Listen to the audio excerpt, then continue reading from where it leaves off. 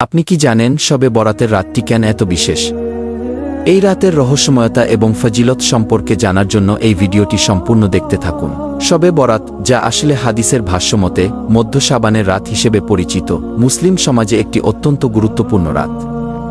এই রাতে কিভাবে নামাজ আদায় করতে হবে, কত রাকাত পড়তে হবে, কোন সূরা কতবার তেলাওয়াত করতে হবে, এসব প্রশ্ন প্রতিনিয়ত আমাদের মনে আসে।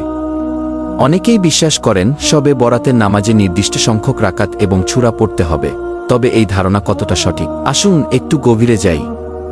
কোরআনে লাইলাতুল কদরের রাত ছাড়া অন্য যে রাতগুলোর ফজিলত উল্লেখ আছে, তার মধ্যে জিলহজের প্রথম 10 দিনও একটি। কিন্তু মধ্য শাবানের রাতের বিশেষ ফজিলত সম্পর্কে আমরা কতটুকুই বা জানি? শবে বরাতের রাতে আল্লাহ তাআলা হিংসুক এবং মুশরিক ছাড়া বাকি সকল মানুষকে সাধারণ ক্ষমা ঘোষণা করেন। তাই এই রাতে আমাদের মূল কাজ হওয়া উচিত নিজেদের শিরক ও হিংসা থেকে মুক্ত করা, আল্লাহর কাছে ক্ষমা প্রার্থনা করা। তবে বিশেষ কোনো ফরম্যাটে নামাজ বা ইবাদত করা, যেমন নির্দিষ্ট সংখ্যক রাকাত বা সূরা পড়া, কোরআন বা হাদিসে উল্লেখ নেই। এসব আমরা নিজেরাই বানিয়ে নিয়েছি।